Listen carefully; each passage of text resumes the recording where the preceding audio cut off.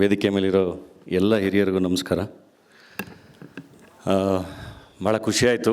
ಪುಟ್ಟು, ನಾನು ಮೈಸೂರಲ್ಲಿ ಪುಟ್ಟನ ಮೊದಲನೇ ಸಾರಿ ನೋಡಿದಾಗಲೇ ನನಗೆ ಒಂದು ಬಹಳ ಒಳ್ಳೆಯ ಇಂಪ್ರೆಷನ್. ಯಾರಿದು ಇವನು, ಕ್ರಾಂತಿಕಾರಿ ಪುಟ್ಟು, ಯಾರೋ ಕ್ರಾಂತಿಕಾರಿ ಥರ ಕಾಣ್ತಾನಲ್ಲ ಅಂತ.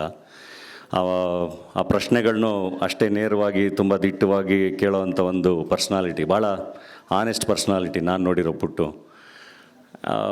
ಅಲ್ಲಿಂದ ಒಂದು ಹಳ್ಳಿಯಿಂದ ಇವತ್ತು ಇಲ್ಲಿವರೆಗೂ ಬಂದು ಹಿಂಗೆ ಇಂಡಿಪೆಂಡೆಂಟಾಗಿ ಒಂದು ತನ್ನದೇ ಬ್ರ್ಯಾಂಡ್ ಮಾಡಿಕೊಂಡು ನಿಲ್ತಾ ಇರೋದು ಅಥವಾ ಆ ಥರದೊಂದು ಪ್ರಯತ್ನ ಕೈ ಹಾಕಿರೋದು ನನಗೆ ಬಹಳ ಖುಷಿ. ಮೋಸ್ಟ್ಲಿ ಭಾಳ ಸ್ಟ್ರೈಟಾಗಿ ಆನೆಸ್ಟಾಗಿ ಆ ಪ್ರಶ್ನೆ ಮಾಡೋ ಗುಣ ಇರೋದಕ್ಕೇ ಯಾವುದೇ ಬ್ರ್ಯಾಂಡ್ ಕೆಳಗಡೆ ನಿಲ್ದಲೇ ಇಂಡಿಪೆಂಡೆಂಟ್ ಬ್ರ್ಯಾಂಡ್ನ ಕ್ರಿಯೇಟ್ ಮಾಡ್ಕೋತಿರೋದು ಅಂತ. ಏಕೆಂದರೆ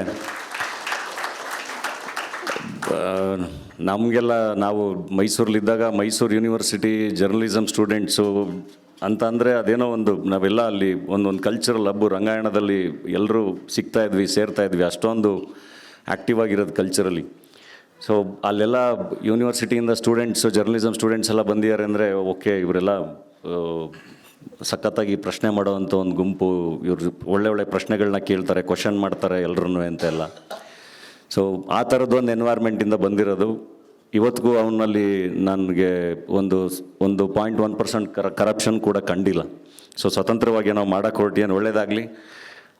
ನನಗೆ ಪುಟ್ಟು ಹೇಳಬೇಕಾದ್ರೆ ನನಗದೇ ನೆನಪಾಯಿತು, ರಾಜಕಾರಣ ಎಲ್ಲದರಲ್ಲೂ ಇದೆ ಅಂತ, ಎಲ್ಲದನ್ನೂ ಡಿಸೈಡ್ ಮಾಡ್ತಾರೆ ಅಂತ.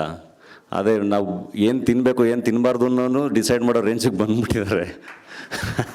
ಸೊ ಹಂಗಾಗಿ ಐ ಥಿಂಕ್ ಅವರು ಡಿಸೈಡ್ ಮಾಡೋದಕ್ಕೆ ನಾವು ಡಿಸೈಡ್ ಮಾಡಬೇಕಾ ಅಂತ. ನನಗೆ ಪೊಲಿಟಿಕಲ್ 360 ಯೂಟ್ಯೂಬ್ ಚಾನಲ್ ಲಾಂಚ್ ಆದಾಗ ಫಸ್ಟು ಪುಟ್ಟು ಇಂಟರ್ವ್ಯೂ ಮಾಡಿದ್ದು ನನಗೆ ಫೋನ್ ಮಾಡಿ, ಹಿಂಗೆ ನಾನು ಲಾಂಚ್ ಮಾಡ್ತಾಯಿದ್ದೀನಿ, ನಿಮ್ಮದೇ ಫಸ್ಟ್ ಇಂಟರ್ವ್ಯೂ ಅಂತ. ನಾನು ಆ್ಯಕ್ಟ್ರಪ್ಪ, ನಾನು ಪೊಲಿಟಿಕಲ್ 360 ಯೂಟ್ಯೂಬ್ ಚಾನಲಿಗೆ ನಾನು ಇಂಟರ್ವ್ಯೂ ಏನು ಕೊಡಲಿ ಅಂತ. ಇಲ್ಲ ಎಲೆಕ್ಷನ್ ಟೈಮು ಎಂಥ ನಾಯಕರು ಬೇಕು ನಮಗೆ ಅನ್ನೋದ್ರ ಬಗ್ಗೆ ನೀವು ಮಾತಾಡಬೇಕು ಅಂತ. ನಾನು ಹೇಳಿದೆ, ಇಲ್ಲಪ್ಪ, ಮಾತಾಡಿದ್ರೆ ಏನು ಗೊತ್ತಾ, ಜನ ಇವಾಗ ಎಲ್ಲರೂ ಬೈತಾರೆ, ಸಮಾಜಕ್ಕೆ ಪಾಠ ಹೇಳಕ್ಕೆ ಹೋದರೆ ಹೊಡೆದವ್ರನ್ನ ಮೂರ್ತಿ ಮಾಡಿಟ್ಟು ಅದನ್ನ ಇಟ್ಕೊಂಡು ರಾಜಕಾರಣನೇ ಮಾಡ್ತಾರೆ, ಮತ್ತೆ ಯಾಕೆ ಬೇಕು ಅಂತ.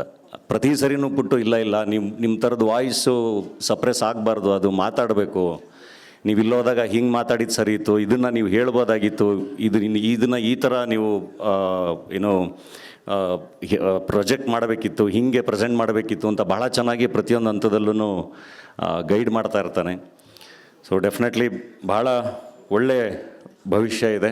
ತುಂಬ ಒಳ್ಳೆಯದಾಗಲಿ ಪುಟ್ಟು, ಇನ್ನು ಬಹಳ ದೊಡ್ಡದಾಗಿ ಪೊಲಿಟಿಕಲ್ 360 ಬೆಳೀಲಿ. ಆ ಪ್ರಶ್ನೆ ಮಾಡೋ ಗುಣ ಕೊನೆಯವರೆಗೂ ಹಾಗೆ ಇರಲಿ.